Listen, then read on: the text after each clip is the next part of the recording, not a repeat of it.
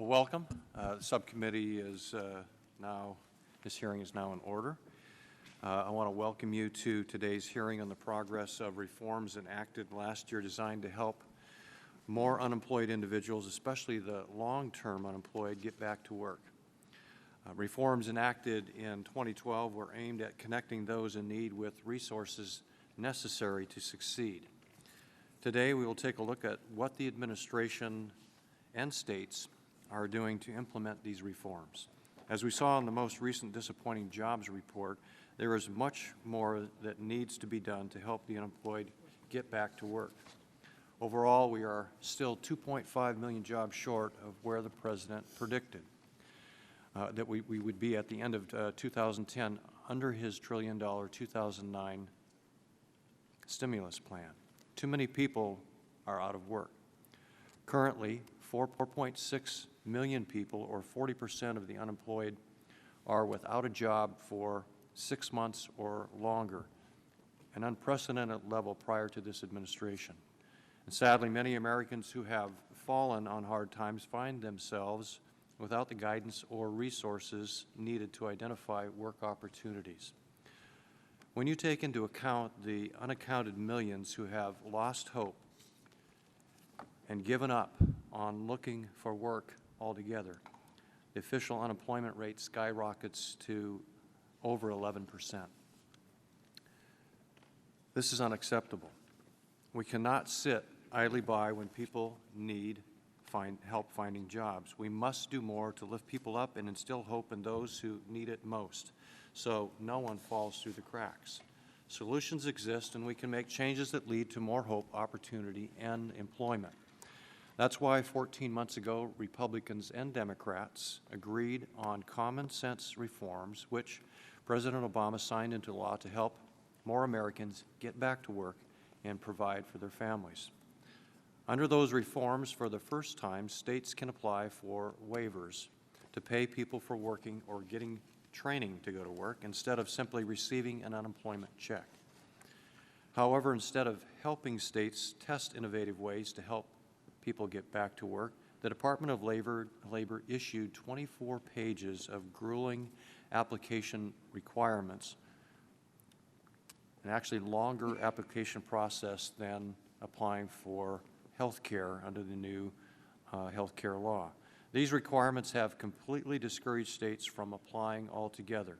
And even though a senior DOL, Department of Labor official, testified before this subcommittee last April indicating that DOL would consider revising their requirements if no states applied, the Department has yet to make any changes to simplify things for states trying to help people find work.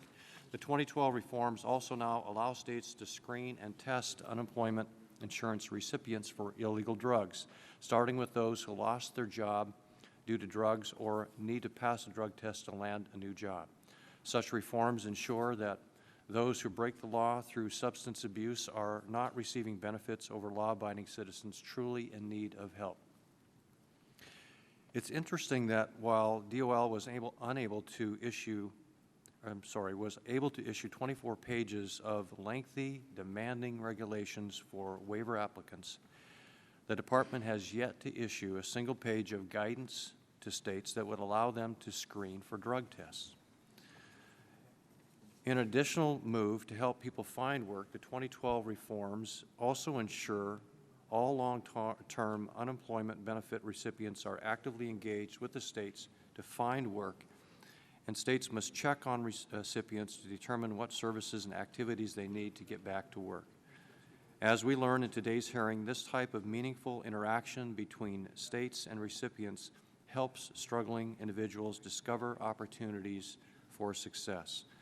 A year ago, this subcommittee met to discuss the early implementation of these common sense reforms, but we're left with more questions than answers, many of which are still outstanding. Today, we're checking back in. We're hearing from the state and local officials and employers who have been directly involved in the implementation of these reforms. But mostly, we are looking for guidance on what we can do to help more Americans collect paychecks instead of unemployment checks. All Americans deserve answers about how these policies are working and what else we can do to help. And Mr. Doggett, I recognize you for 5 minutes to make your opening statement. Thank you so much, Mr. Chairman. You'll recall that the last time this subcommittee got together, it was because of criticism that the administration was just offering too much leniency and flexibility to the states. And today's hearing seems to focus on the administration offering too little flexibility for waivers from another program. Sometimes I get the feeling that for our Republican colleagues, the porridge is either too hot or too cold, but never just right so long as it's President Obama's administration that's doing the serving.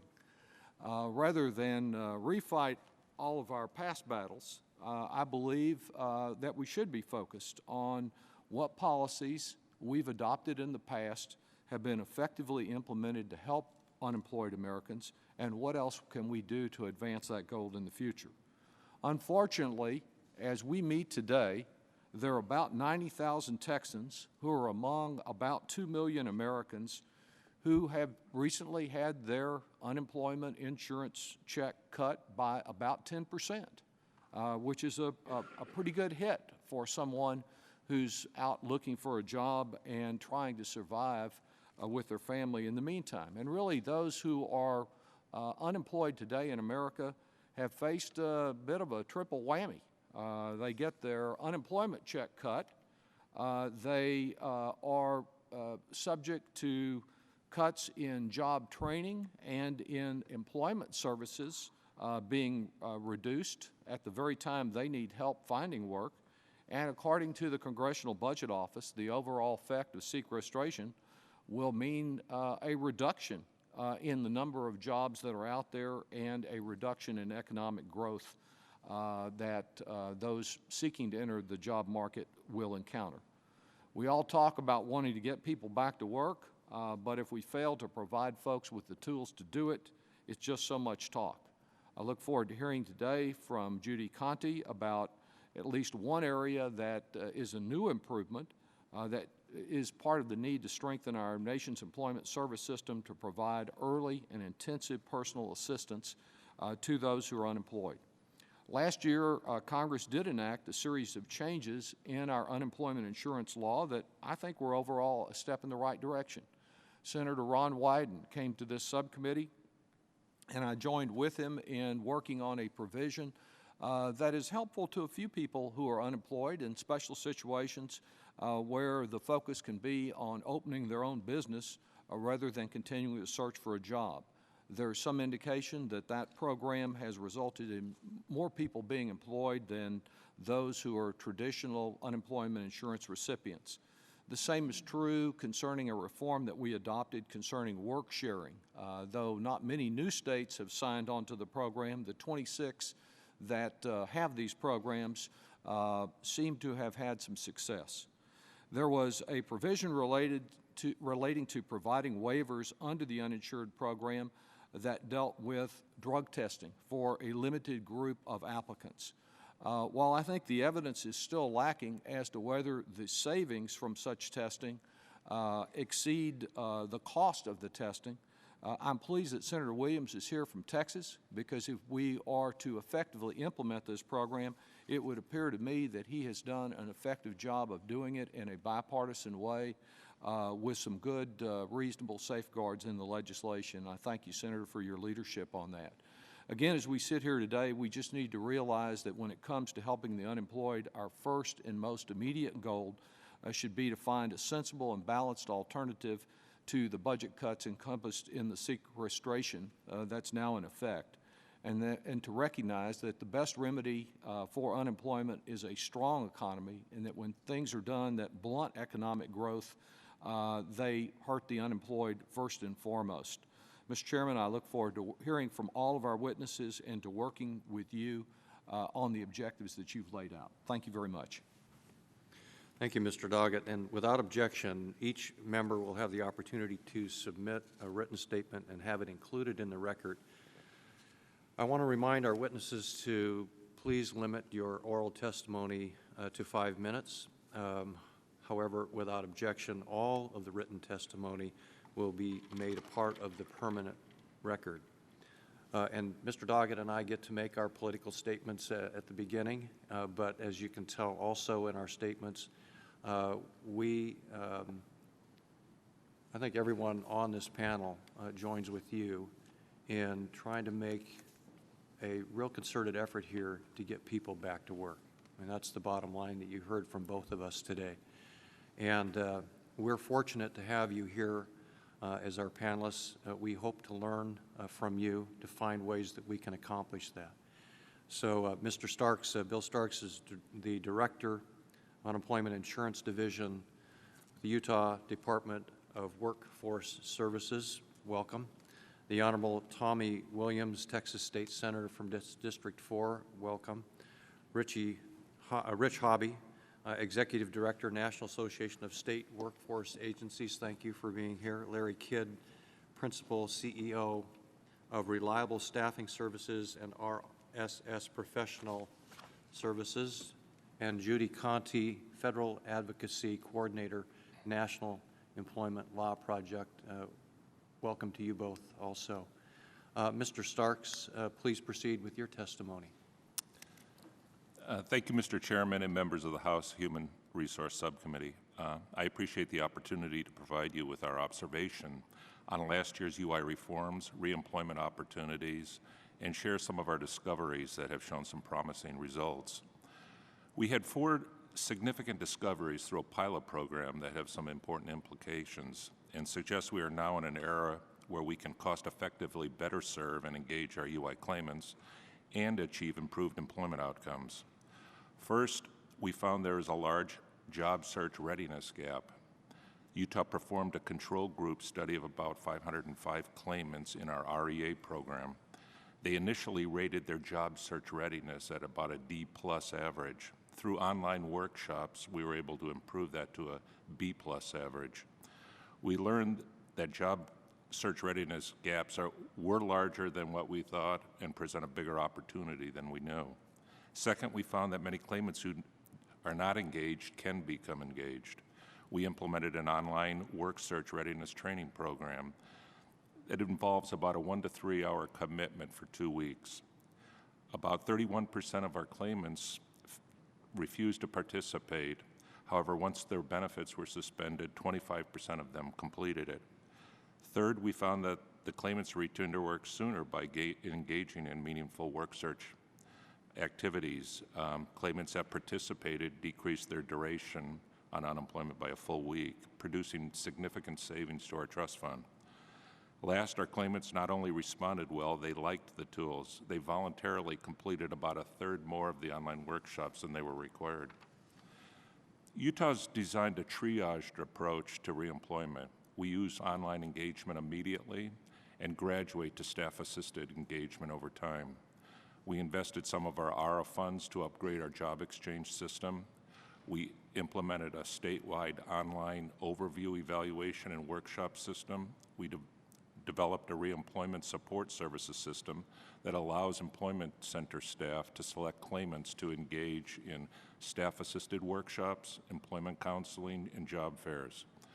We implemented the REA program, and it's producing about $2 in savings for every dollar invested. We implemented REAs on EUC claimants. However, we discovered engaging the claimants in the early stages of the process will provide far greater trust fund savings. Utah's average UI duration went from a high of 18.2 weeks in 2009 to 13.5 weeks at the end of 2012 as a result of some of these initiatives, and Utah's had a fairly strong economy. Last year's act also required EUC claimants to register for work and engage and document an active work search. Utah requires this for all claimants and believes these requirements are good public policy and supports their enactment. Last year's act also provided that DOL could enter into agreements with up to 10 states to provide demonstration projects that expedite reemployment and save unemployment dollars. The act limits the projects to subsidies for employers providing training, such as wage subsidies and direct disbursements to employers who hire claimants.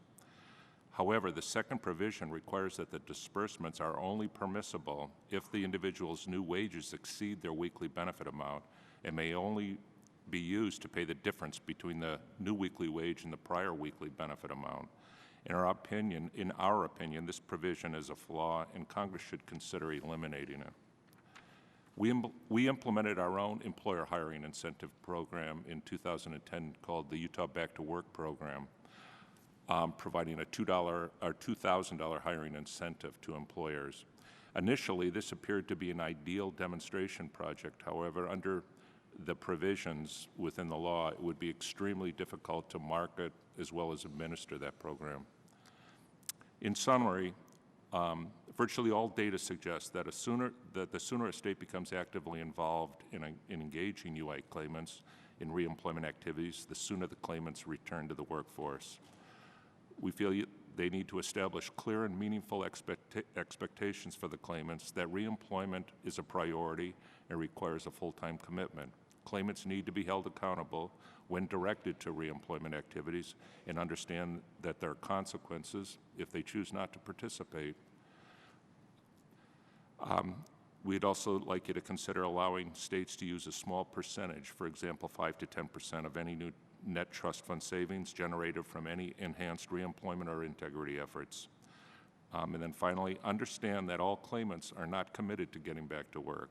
If we encourage them with meaningful tools and support, the vast majority of the claimants can become engaged and improve their job readiness. Thank you. Thank you, Mr. Starks. Senator, you're recognized for 5 minutes. Thank you, Mr. Chairman. Thank you, Mr. Chairman. Members, I'm State Senator Tommy Williams. I represent the southeast portion of Texas, the southeast corner of the state, and the suburban areas and the northern and eastern parts of the greater Houston area. My Senate district overlaps Congressman Brady. He's my neighbor and my congressman. I serve, as well as the 800,000 constituents I represent, I serve as chairman of the Senate Finance Committee, and we have jurisdiction over the state's $196 billion biennial budget and all state tax policy. I'm pleased to have an opportunity to appear before the committee today and to testify about the Middle Class Tax Relief and Job Creation Act, Public Law 112-96. The bill contained major provisions, as you know, related to unemployment insurance and TANF benefits. There have been 2 bills that have been filed in the 83rd legislature in Texas that would enact drug testing provisions for certain unemployment insurance claimants authorized by House Resolution 3630. I'm the author of Senate Bill 21, which relates to drug screening and testing as a condition for receiving unemployment compensation benefits by certain individuals. Its House companion is carried by Representative Brandon Creighton. Senate Bill 21 passed out of the state Senate 31-0 on Thursday, April the 11th. The bill had broad bipartisan support. It would require applicants for unemployment insurance benefits to submit to drug screening if their only suitable work is for an occupation identified by the U.S. Secretary of Labor as one that regularly requires drug testing.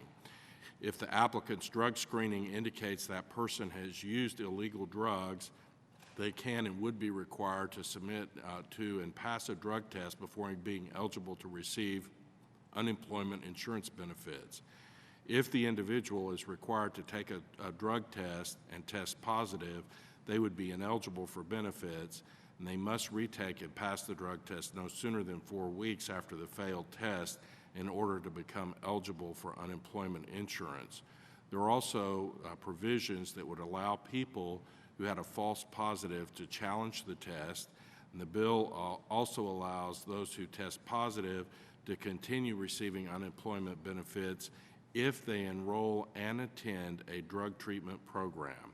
I expect this bill will receive broad bipartisan support in the Texas House as it did in the Senate, and for it to be on the governor's desk in a few weeks. The Texas Senate also passed Senate Bill 11, which subjects high-risk TANF applicants to drug testing, and those who fail the drug test would be disqualified from TANF benefits for 1 year. However, applicants who fail the drug test could reapply for benefits if they enter a drug treatment program. Applicants who tested positive for drugs 3 times would be permanently disqualified from receiving any TANF benefits. Senator Jane Nelson, the author of Senate Bill 11, modified her original bill to address concerns that children would be hurt if TANF applicants flunked the drug test. The Senate version allows TANF benefits to continue helping dependents through a third party known as a protective payee. If an adult applicant tested positive for drugs, this legislation also received broad bipartisan support and passed the Senate 31-0 on Wednesday, April the 10th. The bill would also remove all sanctions if an adult recipient who tested positive for drugs passes a new drug test after 6 months. The bill requires the Health and Human Services Commission to use the most efficient and cost-effective drug screening assessment tool that is developed jointly with the Department of State Health Services based on a validated controlled substance use and assessment tools. It's my understanding that the Labor Department has not yet written regulations for the drug testing program. It's our hope that these regulations would be issued soon so that the state of Texas can implement the program when these two bills become state law on September 1st. Public Law 112-96 also creates a new cost-neutral waiver authority, providing states with unprecedented flexibility on how they use their unemployment benefits to promote the type of pro-work reforms that led to successful welfare program reform in the 1990s. Our state submitted a request on February the 24th of 2012. It was denied on March 16th of that same year, and on April 19th, the DOL issued another statement providing guidance on unemployment insurance demonstration products. Representative Burkett has introduced House Bill 3005 in the Texas House, which would amend the Labor Code to allow the Workforce Commission to use money in the Unemployment Compensation Fund for reemployment demonstration projects pursuant to an agreement or a waiver. We already have a very highly successful program in Texas called Back to Work that's been championed by our Lieutenant Governor, and under that program, more than 5,000 employers have made nearly 31,000 hires as of October 29, 2012. Overall, 57.6% of the Texas Back to Work claimants were still employed in the quarter after the incentive period ended. The percentage jumps to 83.8% when you look at those placements which were successful. The Texas Back to Work placement program is $595 cheaper on average than the total benefit cost for a similar claimant who was not placed. Thank you, Mr. Chairman, and thank you, committee members, for allowing me to update you on this, and I'll be glad to take any questions. Thank you. Mr. Hobby, you're recognized. Good afternoon, Chairman Reichert and Ranking Member Doggett and members of the subcommittee.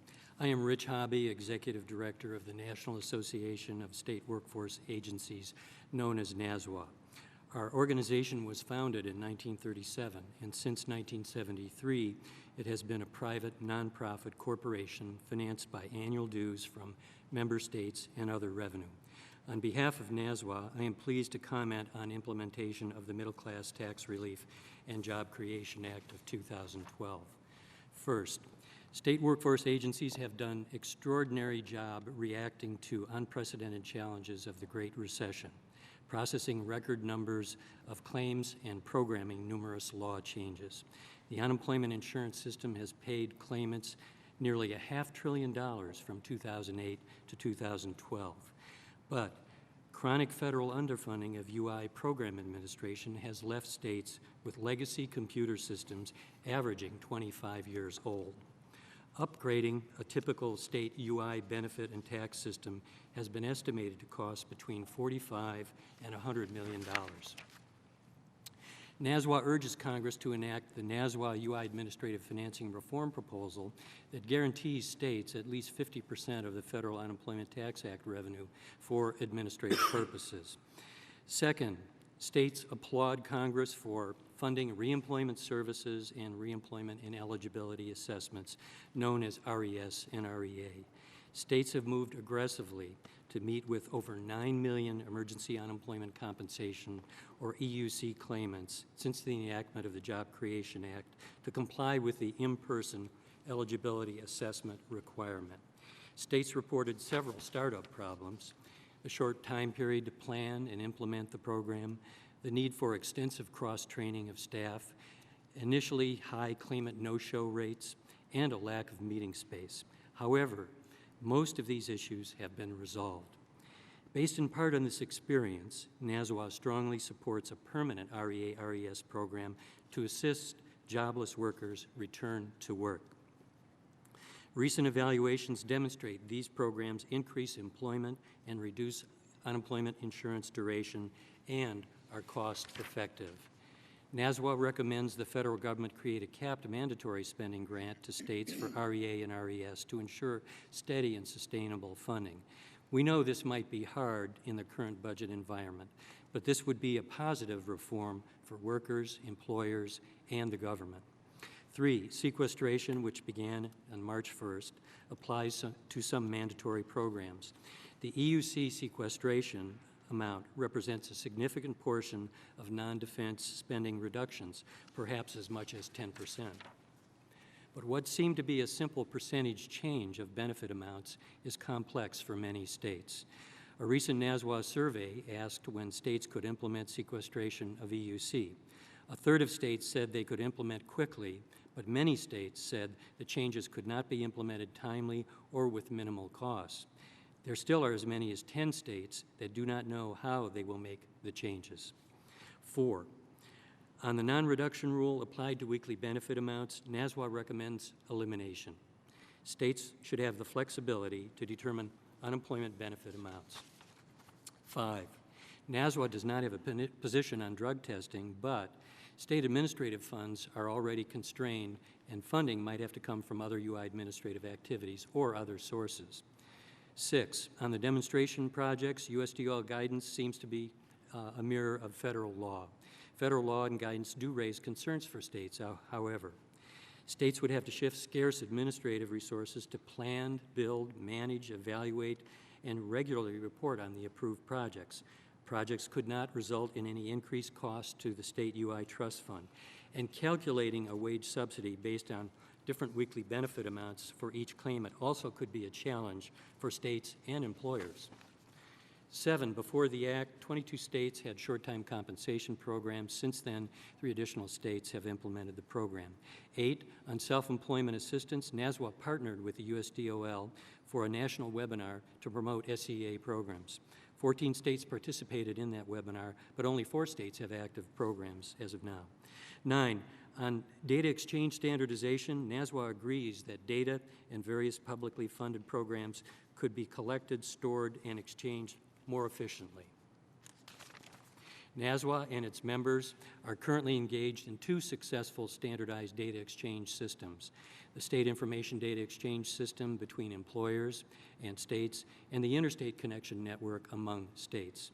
Mr. Chairman, thank you for the opportunity to testify. I look forward to answering questions. And thank you. And now the chair will recognize Mr. Renacci to introduce our next witness. Thank you, Mr. Chairman. Today I have the privilege of welcoming a fellow Buckeye to the committee. Welcome, Larry, and thank you for being here. Mr. Kidd has a unique perspective. Not only is he a business owner himself, but Larry's business is putting Ohioans back to work and helping employers locate talent. Larry was recently appointed by Governor Kasich to the board of Jobs Ohio, a nonprofit corporation that helps create jobs in Ohio. He has firsthand knowledge about the difficulties facing the unemployed, as well as the difficulties employers face during periods of long-term unemployment. Larry, I appreciate you taking the time away from your business to give us your perspective. I hope we hear from you and the other witnesses about how we can help make state unemployment programs more efficient and effective for job seekers, job creators, and the taxpayer. I yield back. Thank you, Mr. Renacci. Mr. Kidd, please continue with the testimony. You have 5 minutes. Good afternoon, Chairman Reichert, Ranking Member Doggett, and other members of the subcommittee. Thank you for the opportunity to testify before the Ways and Means Subcommittee on Human Resources. I'm honored to be able to speak to you today. Again, my name is Larry Kidd, President and CEO of Reliable Staffing Services of Jackson, Ohio. I graduated from Miami University in 1986 and earned an MBA from National University in 1989. From 86 to 2003, I worked in various positions with 3 large corporations. During that period of time, I was promoted from an entry-level employee to a director of a department. In 2003, I left my director's position and became a partner in a small business, a third-party warehousing company. In 2 years, I was able to increase the business by 2 times. Consistently, our team faced struggles in finding the right people for the right positions. I engaged the services of temporary staffing firms, but found staffing firms could not meet our employment needs either. Having experienced the importance of finding and keeping key employees, my management staff and I formed a temporary staffing service, Reliable Staffing Services, or RSS. Our role was to recruit, screen, interview, hire, and place employees in client workplaces. As stated in our client agreements, RSS was the employer of record. This means that RSS was responsible for the FUTA, SUTA, workers' compensation, and all other employee costs. Our company's goal was to service our employment needs, but also to creatively supply a market that was underserved. As a former user of the temporary staffing service, my team was very familiar with the importance of finding the right people. In a short period of time, Reliable Staffing Service became one of the leading staffing suppliers in the region. In 2010, when the local economy experienced a downward shift, our clients' customer orders were abruptly cut back. This resulted in layoffs of our employees. Our team worked diligently and soon were able to secure additional clients that needed our workers. We tried to call back many of the laid-off workers, but found that they were happy receiving unemployment benefits and chose not to accept our offers for employment.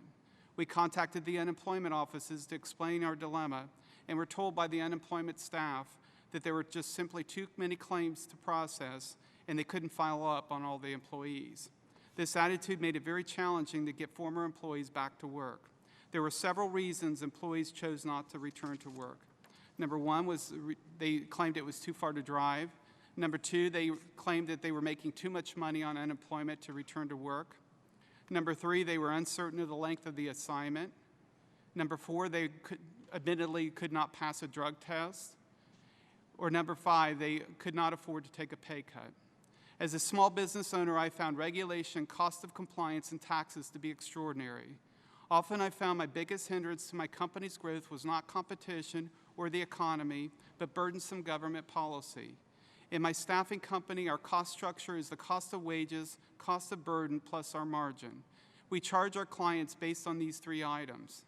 If the cost of unemployment insurance increases, our company may or may not be able to pass these costs along to our client. If we cannot pass the cost along to the client, we must absorb the cost in our margins or simply lose the customer. This situation occurs more often than one may realize. Unemployment benefits should be short-term and truly for the needy. Those unwilling to search for work or do not want to return to the workforce should not be eligible for unemployment benefits. Recipients of illegal drugs should be evaluated for treatment because they're likely unemployable. Unemployment should not be up to 99 weeks. Other programs should be implemented to keep recipients in the right frame of mind. Programs such as Ohio's Learn to Earn or on-the-job training programs are much better for the employee, the employer, and society. These programs help keep employees fresh and motivated. I have the utmost respect for the small business owner. In some ways, the small business owner is our country's most at-risk employee. They carry the burden of growing a business, managing employees, properly applying government regulation, meeting customer demands, and creating that next best idea. Many times there's little or no return on investment for the small business owner. When increases in taxes, unemployment burden, or other governmental demands occur, the small business person must scramble to find a way to make it work. Please consider the impact increases have in unemployment burdens or other taxes have on the small business owner. Some reports state that 50% of all employees work for the small business. If the risk does not equal the reward, small business people will not continue to take the risk with their new ventures. Chairman Reichert, Ranking Member Doggett, and other members of the subcommittee, thank you for your time and allowing me to present my views today. Thank you for your testimony. Ms. Conti, you're recognized for 5 minutes. Thank you, sir. Chairman Reichert, Ranking Member Doggett, and members of the subcommittee, thank you for the opportunity to testify here today. My name is Judy Conti, and I am the Federal Advocacy Coordinator at the National Employment Law Project. We are a nonprofit organization that advocates on behalf of low-income and unemployed workers. I'd like to briefly summarize the 4 main points in my written testimony. First, nearly 4 years after the end of the Great Recession, 4.6 million people have been out of work for 27 weeks or longer, and the average duration of unemployment stands at nearly 9 months. The Middle Class Tax Relief and Job Creation Act scaled back the federally funded UI programs in a manner that resulted in a 43% reduction in benefits during a time in which nobody would argue that we've seen anything close to a 43% improvement in the jobs picture. And currently, the average EUC payment is a mere $294 per week, which is hardly sufficient to cover even housing costs in most states for a family. But that, too, will face reduction as the sequester sets in. States that have already implemented the sequester have reduced benefits by an average of $31 per week, but the longer states take to implement the cuts, the steeper they will be from workers who are often barely scraping by. Simultaneous with the sequester, many states are making unprecedented reductions to state UI programs, further weakening the safety net at a time when too many families and communities still need it desperately. These cuts are counterproductive and cruel at a time when so many are still struggling so badly to get a foothold back on the economic ladder. Second, Congress carefully defined appropriate circumstances in which states could enact legislation requiring UI claimants to pass a drug test as a condition of eligibility for UI. And the Department of Labor, though it hasn't issued regulations, as I understand it, has been diligently advising states that have pending drug testing laws to make sure that their proposals are in conformity with federal law, as Texas's is. It's worth noting, however, that drug testing UI applicants is a solution in search of a problem. As detailed in Mr. Hobby's written testimony, drug testing is extremely costly, and the few states that have enacted some sort of testing scheme for recipients of public benefits, in every instance, the rate at which applicants tested positive was truly negligible. Workers aren't unable to find work because of drug use on some widespread basis, but rather because there is still only about one open job for every 3 unemployed workers. This is a waste of taxpayer money and an insidious stereotype of the unemployed that Congress sought to narrowly circumscribe, and with good cause. The bill also authorized up to 10 states to experiment with reemployment programs that for the first time would apply UI trust fund accounts to wages and wage subsidies designed to return the long-term unemployed to jobs. Congress crafted this provision to protect the integrity of UI funding, that is, the money that employers pay in the form of taxes, and to ensure that workers are guaranteed their fundamental rights under federal labor and employment laws. Though no state has sought such a waiver pursuant to the UI program letter released by the Department of Labor, we are confident that once states can demonstrate that programs will not compromise their UI trust funds, many of which are still in trouble, and will have the desired effect of finding workers good and permanent jobs, they will seek the waivers and the Department of Labor will grant them in appropriate circumstances. Third, as has been discussed, one silver lining of the Great Recession is that it sparked renewed interest in work-sharing programs, a form of UI that gives employers the option of reducing employers' hours instead of firing people. The February 2012 legislation provided $500 million in incentive funding to enact and amend work-sharing, and DOL has produced clear and timely guidance for states. In the current and coming legislative sessions, NELP will continue to work to raise the profile of this win-win option for workers and employers, and we hope to see many more states take it up next year. Finally, like our colleagues at Utah and in NASWA, NELP believes that many workers need more and more rigorous reemployment services at the onset of periods of unemployment, not just when they've reached the 27th week of unemployment. We recently published a paper on this issue called Getting Real, Time to Reinvest in the Public Employment Service, and we propose that Congress appropriate an additional $1.6 billion in annual funding for the Employment Service to serve workers and employers alike. And though this costs money, the savings seen in increased income taxes, reductions in UI, and the salary that workers will start receiving more than pays for itself. We live in troubling economic times, and if we're serious about an economic recovery that works for all Americans, we can't be penny wise and pound foolish when it comes to supporting our nation's unemployed workers. Thank you again for inviting me to testify, and I welcome questions from members of the subcommittee. Thank you all for your testimony, and thank you also now as we move into the question phase for your patience as we ask you a few questions. So my first question is for, actually, all my questions will be directed to Mr. Starks and Mr. Hobby. Mr. Starks, your state, as we heard in your testimony, has a very aggressive approach to work research and early engagement of UI recipients. Can you walk us through how Utah helps people search for work and how that differs from other states? And what does everyone have to do? What do you have to do to offer help and assistance for people who are sincerely trying to find work but just are having trouble quickly working their ways through the maze of trying to find the right job that fits them?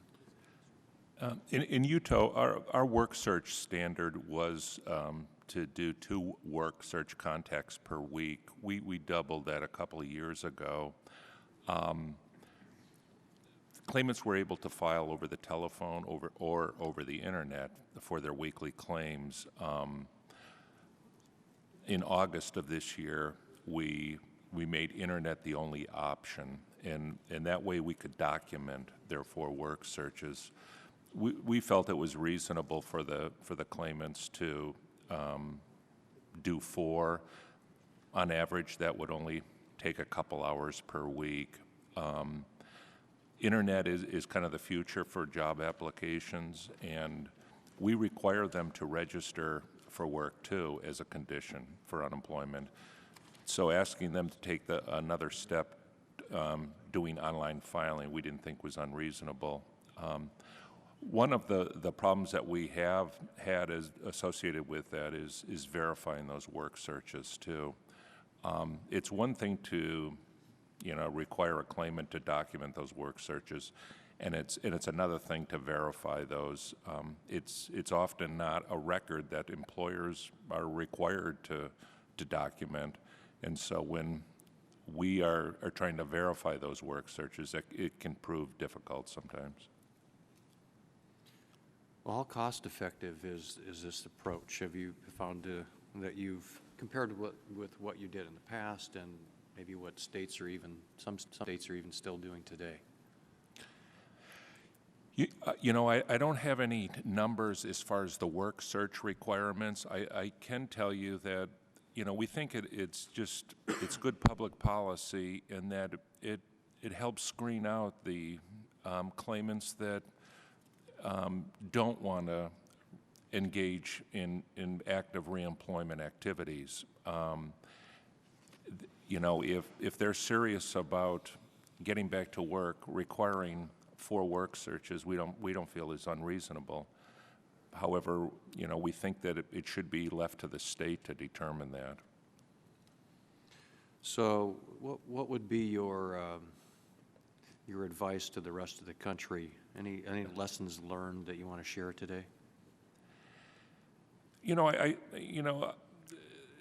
Asking claimants to do work search activities, I think is it goes back to our whole program at Workforce Services, and that's getting jobs should be your full-time job, and everything that we're trying to do in Utah is around jobs. So my recommendation is to engage the claimants early and often, and you'll see some positive results. Mr. Hobby, do you have any response to those questions? Yes, Mr. Chairman. There was a 4-state study of reemployment services and reemployment and eligibility assessments recently produced by Impact International. And particularly promising there were the results in Nevada, where provision of these services led to a reduction in 3 weeks of duration on unemployment insurance, and at an average cost of the weekly benefit amount of about $300 per week. That's a gross savings of $900, and at a cost probably approaching $200 to no more than $300. So there's an indication that the net savings there probably was at least $600 per claimant, helping them go back to work sooner than they would otherwise, and at jobs comparable that they would have found if they had waited those 3 weeks. So the evidence we see indicates that these programs are effective at lowering unemployment, increasing employment, and they're highly cost-effective. And they help employers, too, in the sense that employers are finding workers that they're looking for sooner than they would otherwise. Thank you. Mr. Stark, you're recognized.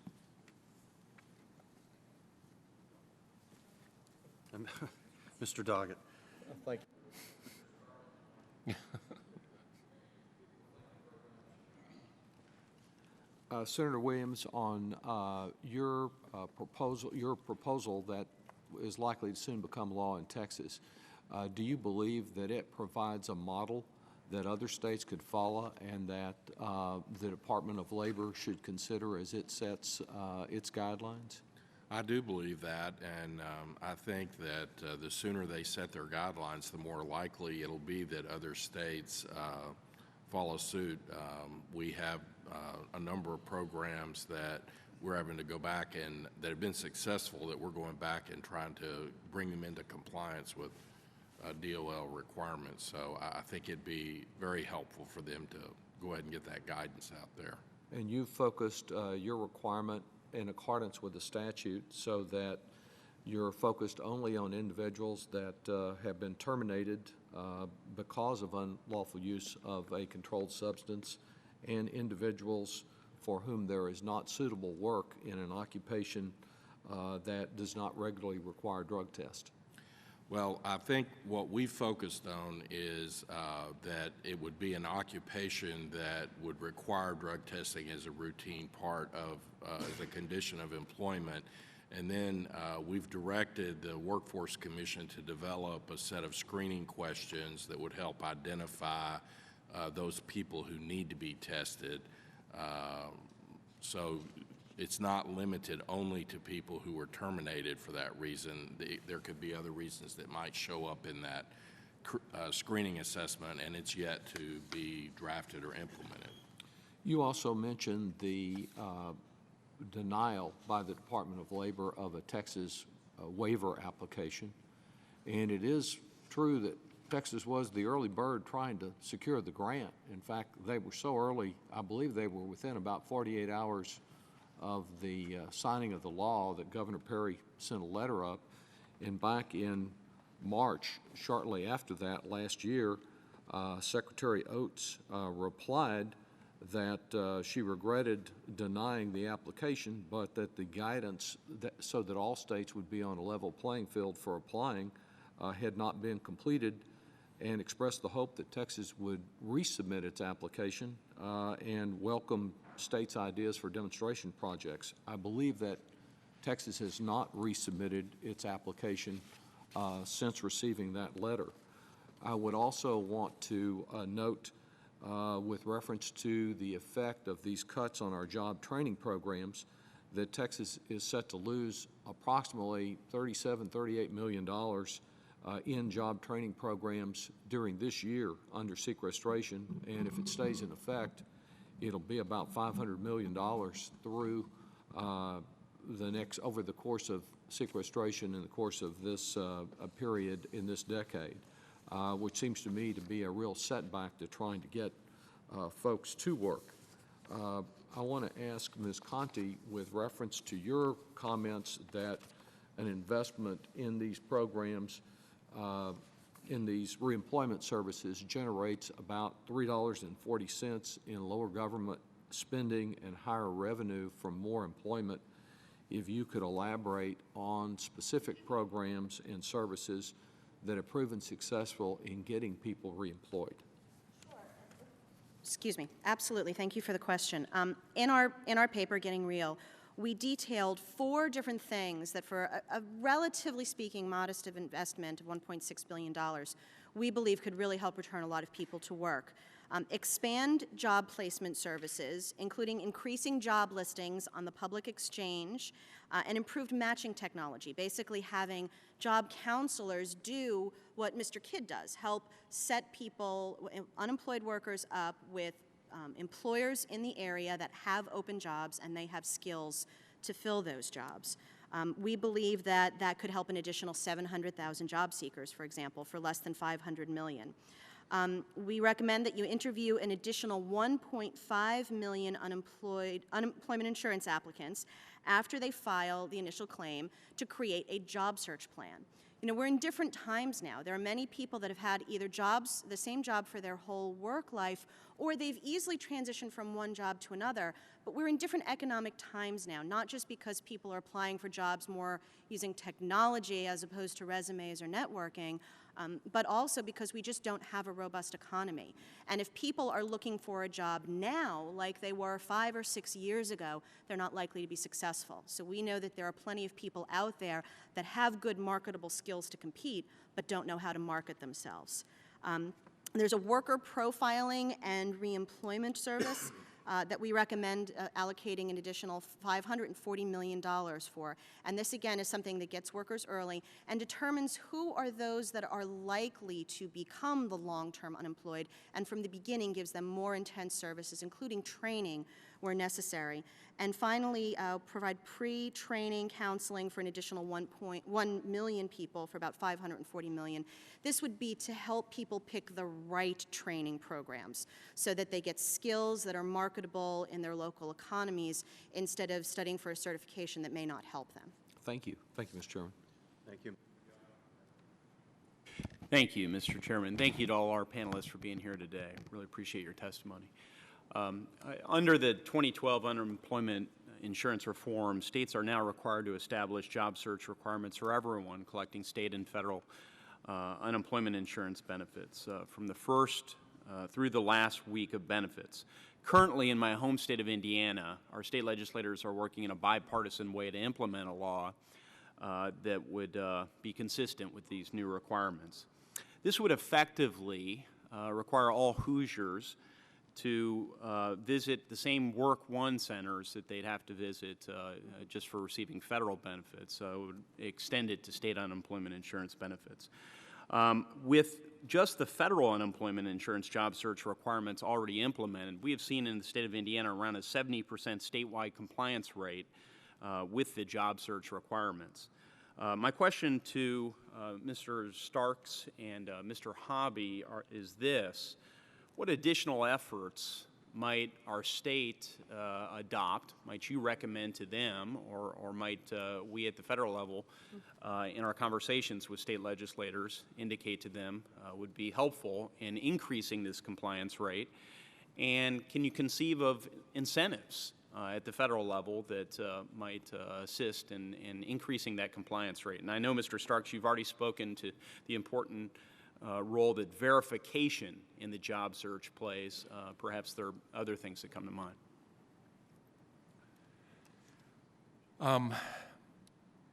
Again, as far as work search goes, you know, I don't know how much more I can add than I indicated earlier. We think it's a reasonable for states to require that. However, we're a strong advocate also of state rights, and I think what's maybe good for Utah may necessarily not be good for another state. It works for Utah.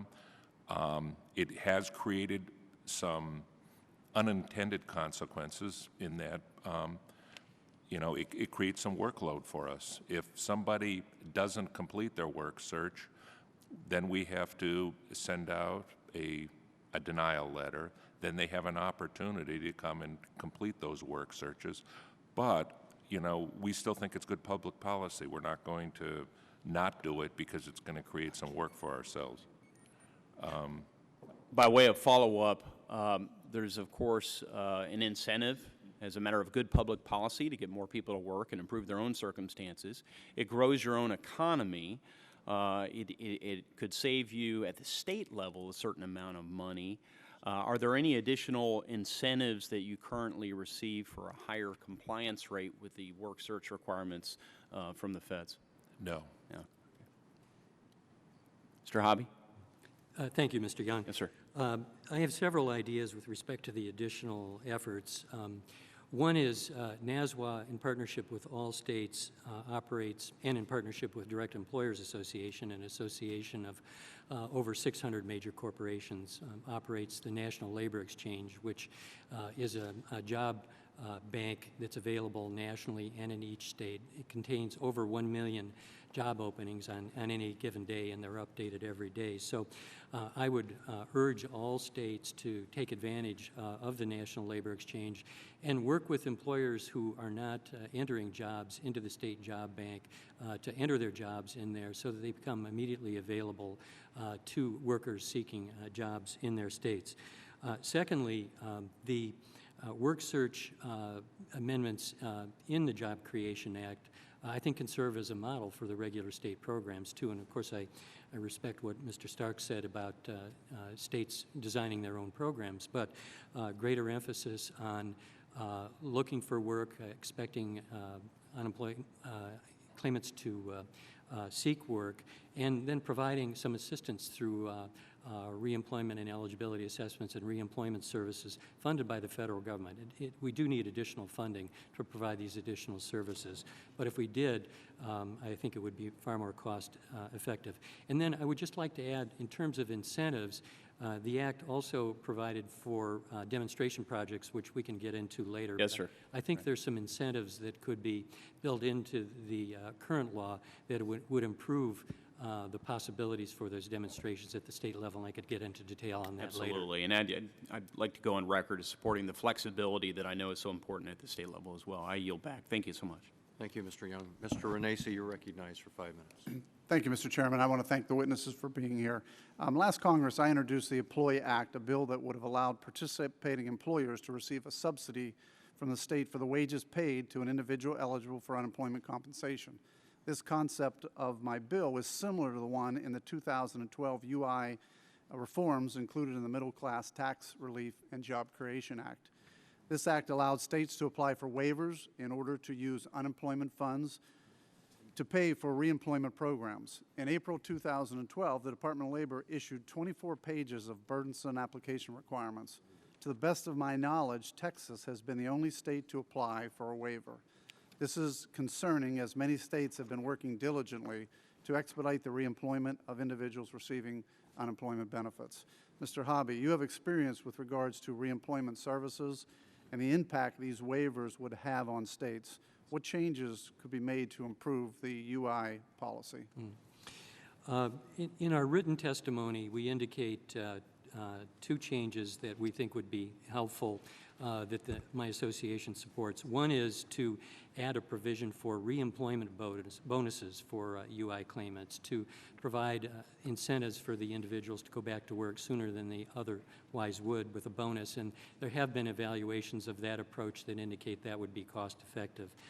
Secondly, of course, I also mentioned additional federal funding would be helpful. Third, the way the Job Creation Act is drafted, it embeds training with the wage subsidy in that particular paragraph. And what I would suggest there is you separate out the training and have two provisions. One would be for wage subsidies only, and the other would be for wage subsidies with the training for a kind of on-the-job training program, so that states could also run just a straight simple wage subsidy program in addition to the on-the-job training program. And then also, I think there's a problem with paying the subsidies off of the weekly benefit amount. Each individual has a different weekly benefit amount. That can be hard for states to administer.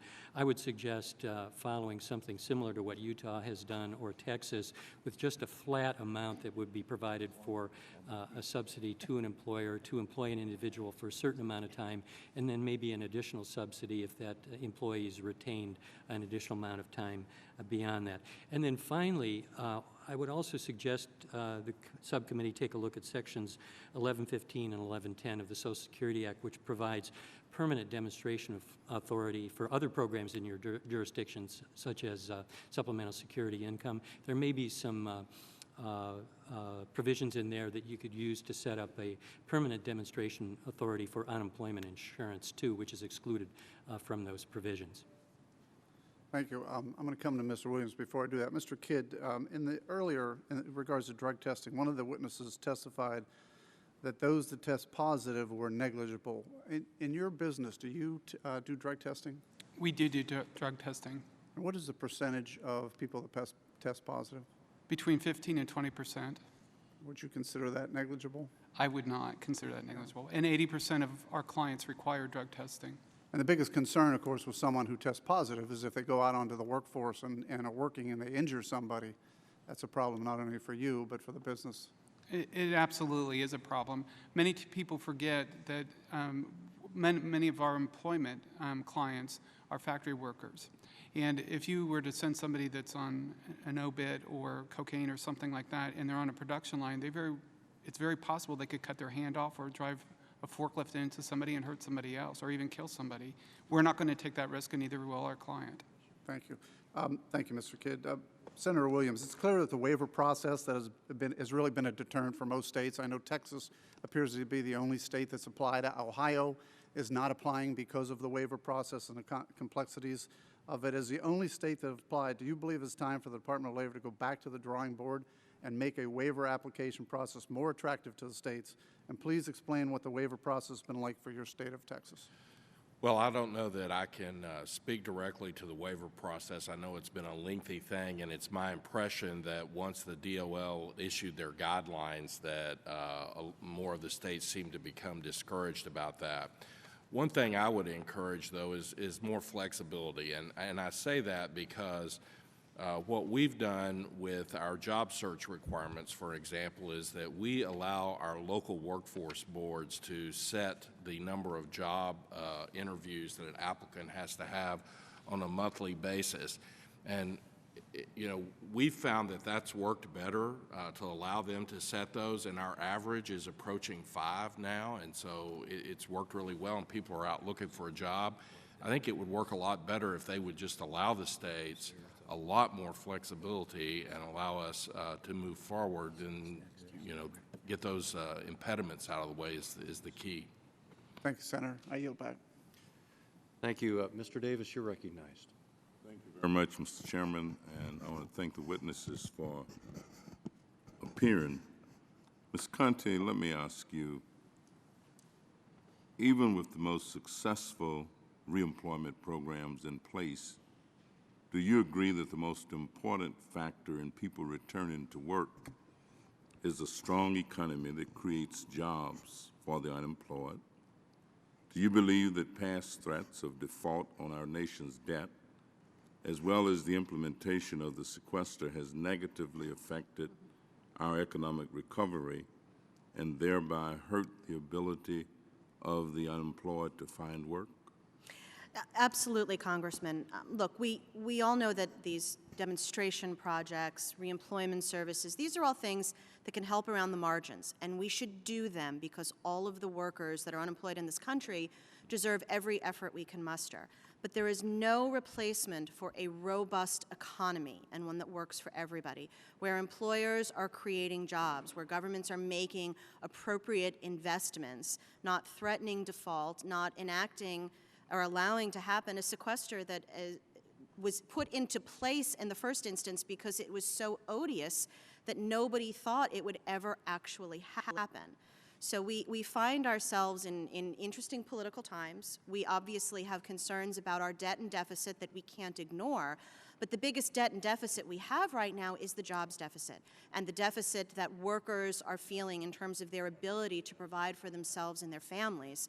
And there is nothing that is going to do any better for unemployed workers than a robust economy and one where we're making the appropriate investments in public service employees, in infrastructure in this country, and making sure that we have our fiscal house in order. Thank you very much. Mr. Kidd, I noticed in your testimony you suggest that some Americans aren't going back to work because they were making too much money with their unemployment benefits to return to work. Is there any indication of what some really means? Is that a lot of people, or is that maybe 2 or 3 or half a dozen I mean, it seems to me that the average weekly unemployment benefit is $300, and that only reaches about 70% of the poverty level for a family of 4. So I'm trying to understand how much is the mini. I appreciate the question. I cannot give you a percentage, but I can tell you that we are working in an area that has, at one time, had an unemployment, one of the counties we serve, of over 17% unemployment. It was significant. There was a large plant closure. And I would argue that if we had an employee that was willing, flexible, and willing to work for the amount of money that our client offers, we could employ about anybody. We have over 90,000 open positions in Ohio with an unemployment rate of about 7%. So there are jobs out there available, and even in our small community, we could get them jobs if they applied and they were willing to be flexible with that. As a percentage, I don't know. I know it's less now than it was when we had 99 weeks in unemployment. They were very free to tell us that there is no way we're going to go back to work when we receive this unemployment benefits. First off, they were concerned how long the assignment lasts. At that time, the gas prices were very expensive, and they just simply, and quite frankly, some of them just didn't want to go back to work. So they chose not to accept our offers. I find that to be a very interesting observation, and I guess maybe what works in some economies or some locations, I can tell you that $300 wouldn't influence many people in the communities where I live to not take a job if they could actually find one. So chances are there are differences based upon cost of living, what takes place. Certainly would not happen in the community where I live. Ms. Conte, let me ask you, is it fair to say that the last year or so has been a dramatic reduction in assistance to the unemployed? Last year, the duration of federal UI benefits was significantly scaled back, and this year the sequester has cut the amount of the weekly federal unemployment benefit. Also, you mentioned that 8 states have cut back on basic unemployment benefits, reducing them below 6 months for the first time in over 50 years. Do you think that these dramatic reductions in unemployment benefits are reflective of an equal improvement in the labor market? Ms. Conte, if you could answer briefly, please. Really The quickly. gentleman's time has expired. Sure. Absolutely not. We all know that we're still struggling with unemployment that is far too high. We understand that the numbers, our unemployment numbers are coming down, not just because we're creating jobs, but also because too many people are leaving the workforce. They're discouraged. So we have not seen the kind of improvements that justify the cuts that we have seen in unemployment. Thank you very much, and thank you, Mr. Chairman. Thank you, Mr. Davis. Mr. Kelly, you're recognized. Thank you, Chairman, and I thank all of you for being here. Actually, coming from the private sector, and Mr. Kidd, I can appreciate what you're saying.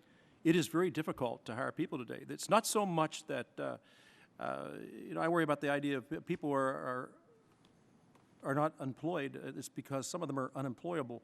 When I'm back in Pennsylvania, in District 3, and I'm going to these different places, and I'm talking to employers, and I say, what's the number one thing? Because I see a sign up there that says now hiring.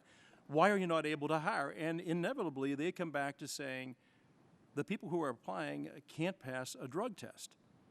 Now, I want you all to understand this. This is from being in the real world. When I talk to my insurance carrier, they suggest, under loss control, you should drug test people, but be very careful when you do that because alcoholism and drug addiction are considered diseases, and it could be discriminatory, what you're doing.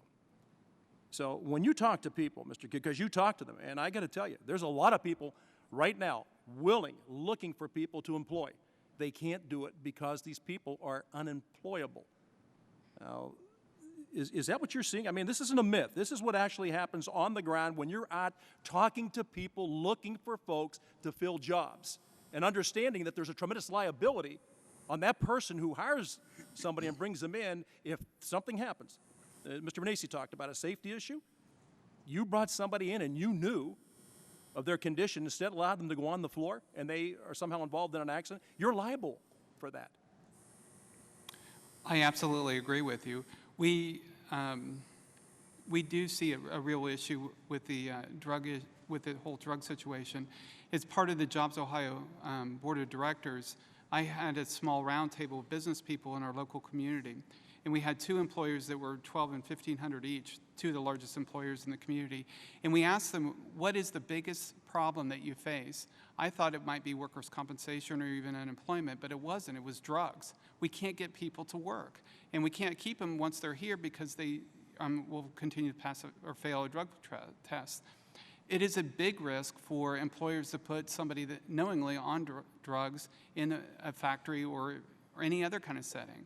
And, you know, it's a dangerous situation, and it's not something that an employer is willing to take that risk. It just simply isn't. If I may make one quick statement about the drug situation, Jackson County is the largest prescription OBIT problem in the whole state. While we get some attention for other areas, Jackson's very small. It's only a county of 30,000 people, but we have 131 per capita prescriptions per person a year, which is extraordinary. So I developed a drug task force to help solve this problem. And we continue, as you pull the onion back, you see more and more and more of it. And it is a huge problem for employers. Well, and let me ask, you know, Mr. Hobby and Senator Williams, now, in 2012, we did the unemployment insurance reforms. It's 14 months later. You're still waiting for the regs. A lot of the states have gone out of session right now. So 14 months for the federal government. That's kind of, I mean, that's not nobody's alarmed by that because that's kind of the way these folks work.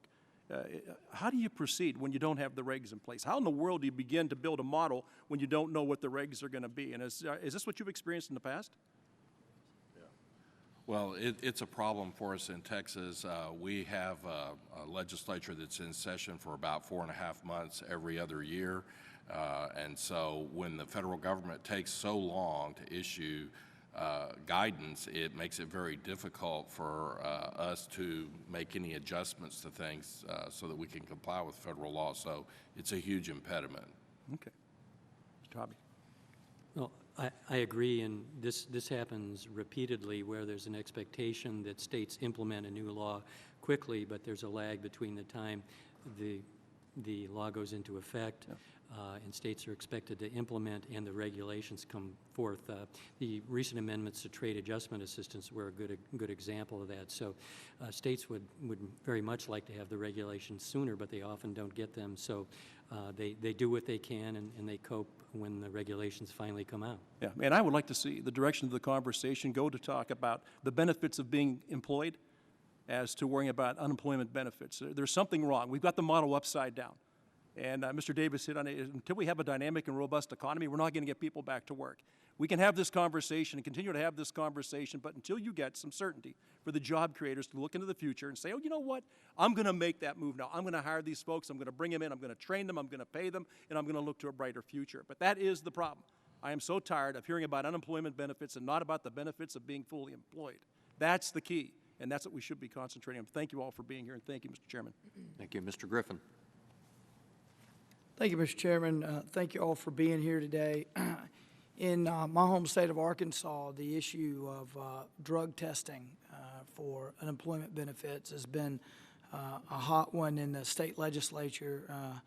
And I want to ask you, Senator Williams, not in your testimony, but on your website, you talked about, I think the term you used was drug testing as a reemployment strategy. Does that sound familiar? Basically, it is something that helps prepare people, the drug testing does, prepare them for employment. I would ask if you could comment and elaborate on that and any other benefits that you're finding to drug testing for unemployment benefits. Well, in Texas, we've long required that someone be ready and willing to go back to work and that they actively be seeking employment in order to be able to receive unemployment benefits in Texas. And so this has been a standard that we've held our applicants to for many years.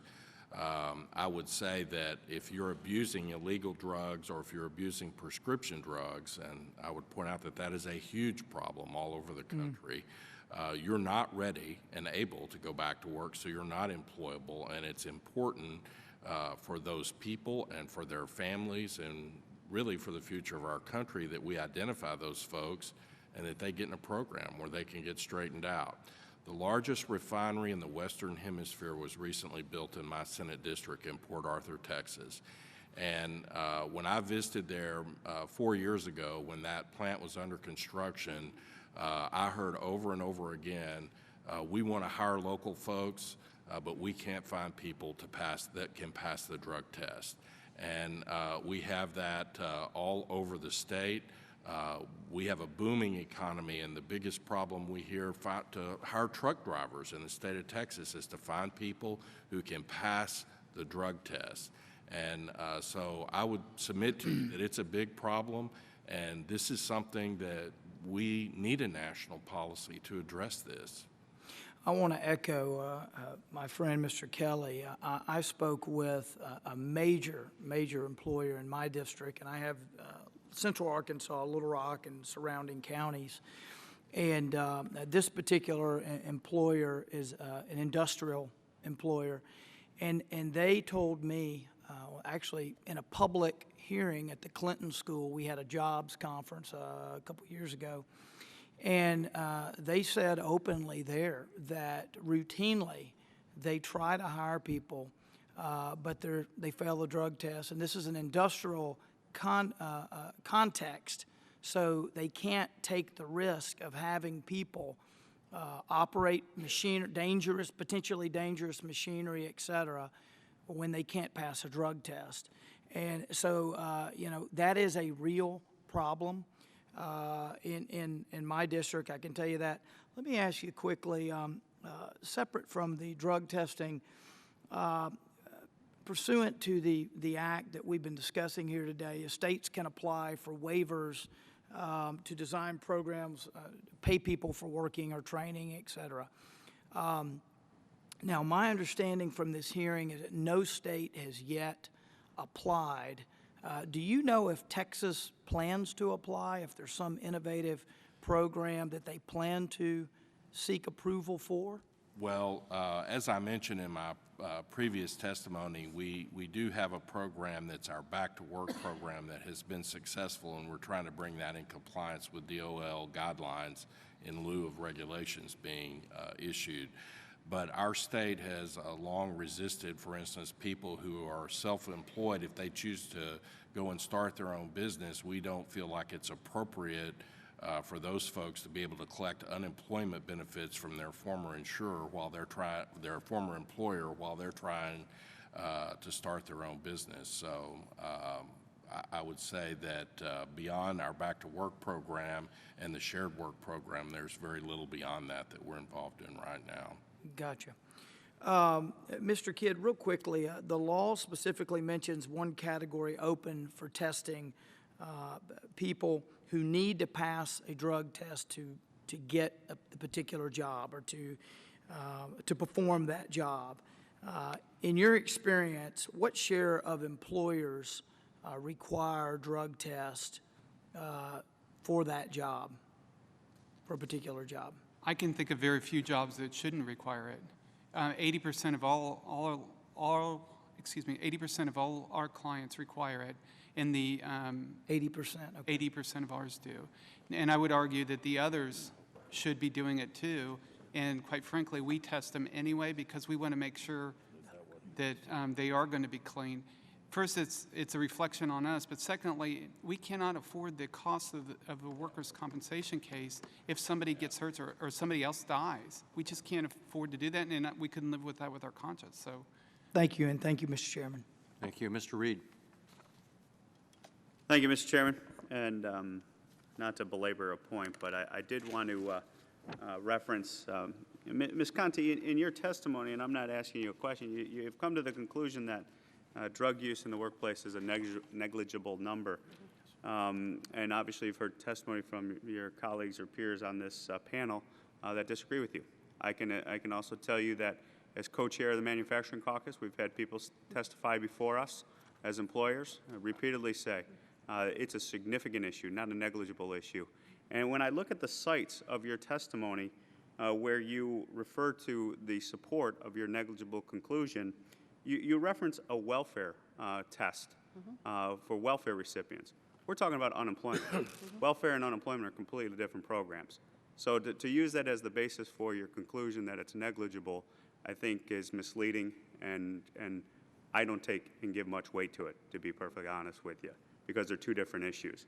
Also, you cite a Huffington Post article that I note that was written on June 6, 2012, just a few months after the law of 2012 in regards to these reforms were passed. So to come to a conclusion that somehow this reform is not producing in regards to unemployment and the issue of drug use in the workplace in a short 2 to 3 month window, to come to conclusion that a negligible drug issue is the reality of the situation, I question that conclusion. May I respond, sir?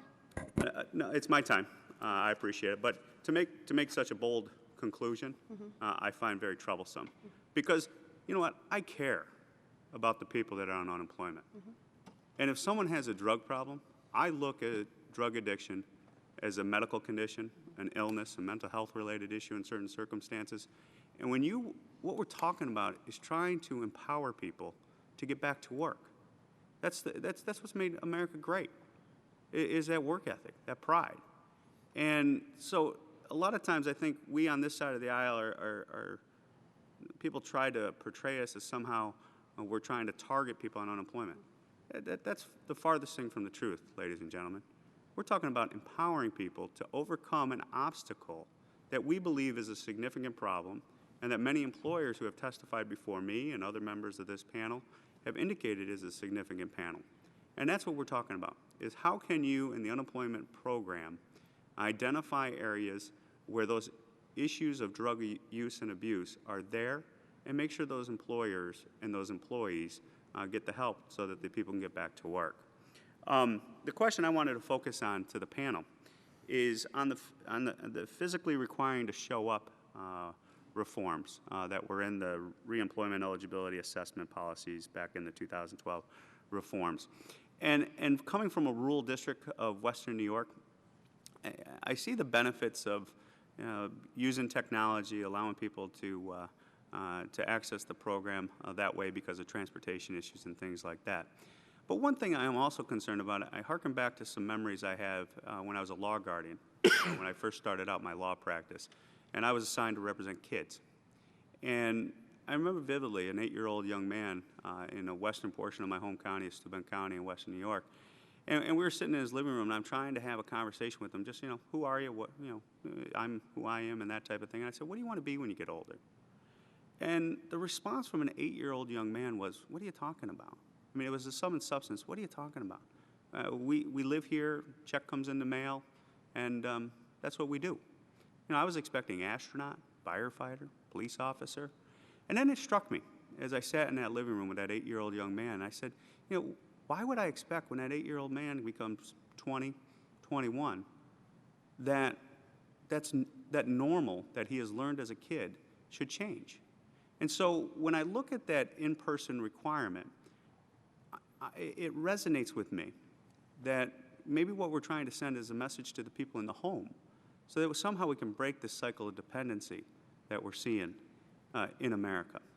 And so, I'm running out of time, and I'll get off my bully pulpit, but I'm very interested in knowing how you deal, Mr. Starks, you're from Utah, how you deal with those rural issues and those competing issues that I just articulated there. How does it work, and have anyone studied or looked at the impact of the children in the households in regards to the life lessons that are being taught by not having that in-person requirement? The staff-assisted requirement that's included in the provision for the EUCREAs, even though we are a fairly rural state, about 80% of our population's within 50 miles of Salt Lake City, and not over 90% of our EUC claimants were actually within 50 miles of an employment center. So in Utah, we covered the vast majority. We sent REA requirements to every claimant, every EUC claimant. However, if they did call up and indicate that they were more than 50 miles away, we would issue them a waiver for that REA. But they were few and far between. So it really didn't become too much of an issue in Utah. However, we support technology wherever it can be, substituted. We typically find excellent results with technology too. Appreciate it. Time's expired. Thank you very much. Yield back, Mr. Chairman. Thank you. I'd like to welcome the gentlelady from Tennessee, who is a fellow member of the Ways and Means Committee, Ms. Black. Ms. Black, thanks for joining us today. Do you have a question for the panel? Yes, I do. Thank you so much, Mr. Riker, for allowing me to be here with you today. I want to go just a little bit different direction, but still tying in with the conversation that's been had so far. According to the President's budget, which was released last week, in the last 5 years, counting both the state and the federal unemployment benefits, the UI system has paid out almost $550 billion in benefits. That's an annual average of more than $100 billion in benefits through the system that previously paid out only about $35 billion in those same benefits. This, I think, is not only having a negative impact on some recipients, as what we've heard today, but also on the system that administers these benefits. I want to go to my own home state of Tennessee. A recent audit that just occurred in the last couple of weeks in Tennessee's unemployment insurance program revealed that the Department of Labor and Workforce in my home state had provided about $73 million in unemployment benefits to ineligible claimants over the last 3 years. And the audit went on to say that these overpayments had, and I quote, increased significantly over the past 3 years, close quote. Now, Congress has tried to address these issues, and in 2011, we enacted bipartisan reforms to impose a 15% penalty for fraud cases, and then in 2012, we came back and we passed further reforms so that states recover more overpayments by reducing the current benefit checks. But clearly, there is still more work that needs to be done here. I want you to begin answering this question from me, Mr. Hobby, and then Mr. Starks, if you'll follow up. Now that benefit recipient is coming down, the receipts are coming down, are states shifting workers away from getting benefits out the door and back to program integrity? And are error rates improving as a result? Mr. Hobby, would you address that? Yes, thank you, Ms. Black. The system is still overwhelmed. Now, initial claims have come down, but because we have a continuing long-term unemployment problem, continued claims remain very high. So the workloads in states is still high, but it is coming down. Some of the increase in overpayments in the system were due to the Great Recession, but of course that started at the end of 2007 and was ended in the summer of 2009. And you point out that the overpayments in Tennessee increased in the last 3 years. So that is a bit puzzling, that pattern there. And I don't have enough knowledge about Tennessee to know what's going on there.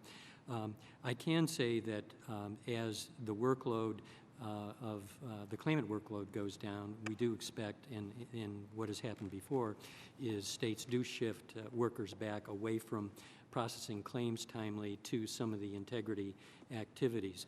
I should also note that the system used to estimate overpayments, called the Benefit Accuracy Measurement System, has some problems with it. And we at NASWA and individual states are working with the U.S. Department of Labor to try to improve that system. It wasn't originally designed to estimate overpayments. The sample sizes are somewhat small.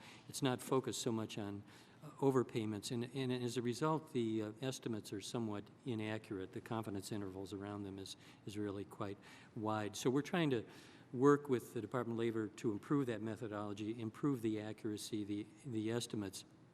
Originally, when that so-called BAM system was designed, it was designed as a system more to help states improve the integrity of their programs by providing them management information to improve their programs rather than calculating overpayment rates.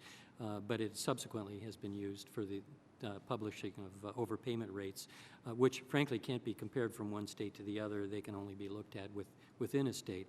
But the overpayment rates have been high. They are coming down to some extent, and we're trying to make some progress on it. If we could give the rest of the time, Mr. Starks. Thank you. I would echo what Mr. Hobby indicated. It's really difficult to compare one state against the other. You know, for instance, if one state is more stringent on work search requirements, they're going to have usually a higher improper payment rate. You know, I think with unemployment settling down, you know, talking to my fellow directors, there is a much bigger effort on integrity. I think over 20 states now have implemented a Treasury offset program where they're now intercepting federal income tax refunds for overpayments. We have the SIDES initiative. In Utah, we're actually piloting 2 projects right now where we're actually looking at incarceration records for the prisons and county jails.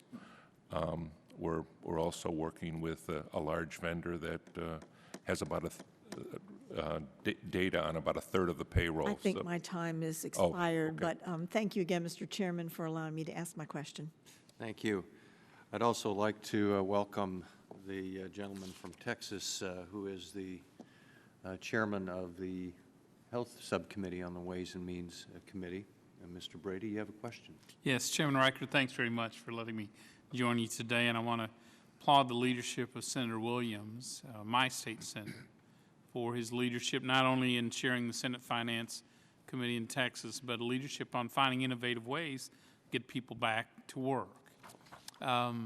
Today, you know, there's literally tens of millions of Americans who can't find a full-time job. There's millions more who've simply given up looking for work altogether. Yet we have jobs going unfilled in energy, in building trades, in transportation, others simply because the applicants cannot pass a drug test. Last year at this time, Republicans, Democrats, and the White House came together and agreed it was time to find some solutions to get people job ready, those who are on unemployment today. And we together, in a bipartisan way, created a process where states could raise their hand and show us in demonstration projects and pilot programs exactly how we connect those who don't have a job with good paying jobs that are available today.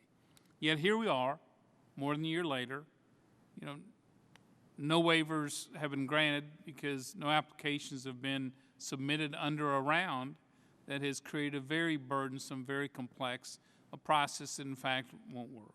So my question to Senator Williams and then to Mr. Hobby is, if we can convince the Department of Labor to do their job, to follow the laws written in the intent, to go back to the drawing board, coming up with a process that encourages states to step forward. Senator Williams, in your view, for Texas, which has already been recognized as having innovative programs and getting people, connecting local people to local jobs, if the Department of Labor can get it right, is Texas still willing to raise their hand and implement a pilot program to help show us the way? Yes, sir, we are. And I would point out that when we rolled out this Back to Work program, our Lieutenant Governor traveled to 18 cities around the state promoting our Back to Work program. And so this is something that all of us in the legislature, from our leadership to the membership, take very seriously. And removing those impediments and hurdles that we have would make a big difference in what we were able to do. I'd also point out that I think there's some technical changes that need to be made. I think one thing that hasn't been touched on here about your program integrity is the sample size that you're using to test unemployment benefits for overpayment is set by the Department of Labor at 480. Now, what does that mean? In Rhode Island, they sample 480 people. In South Dakota, who doesn't have as many people as live in my Senate district, they sample 480 people. And in Texas, with 25 million people, they sample 480 million people. And so there are others, Mr. Temple and others, who could go into a lot of the details about what the Labor Department considers best practices that are also just a way to scratch the list off and check the box and say, we don't have overpayments by looking the other way. And so I think there's not only a need for waivers, but there's a need for the department to recognize that states are the best ones to implement these programs and to give us the flexibility to monitor them and make sure that they're working appropriately. Senator, thank you very much. Mr. Hobby, we're sort of given the impression up here that states weren't interested in stepping forward to help us solve this problem, connect these workers with jobs, and that today, you know, a year later, states generally aren't all that interested. Do you think that's the case, or do you think states need the right application process so that they can indicate their interest? Is the interest still there? Mr. Brady, yes, the interest is there. States generally would like more flexibility from the federal government in implementing these demonstration programs, not only from the Department of Labor, but also under the law. And earlier I mentioned some changes that could be made, I think, to the current law, which would make it more flexible for states such as Texas to operate the kind of demonstration programs they've had in the past. So in general, I would say our members are interested. They want more flexibility, but they also recognize the federal government wants accountability. With respect to accountability, the law requires a sophisticated evaluation of the demonstration programs. It would be very helpful if the federal government would provide funding for those evaluations rather than having it come out of the Unemployment Trust Fund or from state administrative costs. Well, I appreciate all the witnesses. And again, Chairman, you're holding this hearing because we want those who are unemployed to be job ready on day one. And key to that are the growing number of jobs that require drug screening and drug testing, good paying jobs. So thank you for continuing to shine a light on this problem. Thank you for joining us today. Well, thank all of you for your testimony, and your information is very helpful. Sometimes these hearings seem so sterile and formal, and you probably walk away and wonder, was that worth it? You can see there's a lot of interest here today, a lot of questions asked. We want to get this right, and what's worth it is getting, as everyone here has said on both sides, getting people back to work. I mean, that really is what we all are here for. And accountability, Senator, you mentioned that. The federal government has an issue with performance measures, accountability, and, in a program that spends billions of dollars every year, there's a lot of complicated processes involved in this issue. But that doesn't mean that we should not proceed forward and find solutions to the problems that we're all facing and trying to get people back to work. And I'll just mention this rather quickly. There's a lot of us on this committee, on the full committee, and some of us here today who have had experience working with local government, having been a part of the local government. My job was the sheriff in Seattle. And dealing at local level, you know what's best for your community. You know what works in your community, and that's been a common theme today. I think that the federal government needs to understand, even more so than some of us do, that the federal government would be best letting you have that flexibility, administering programs, yes, with accountability and responsibility, but the ability to administer those programs tailored to your community so you can help the people that you know best get back to work and support their families. So again, appreciate all of your hard work. Continue to do that, and we'll look to you for answers, and hopefully we can find solutions.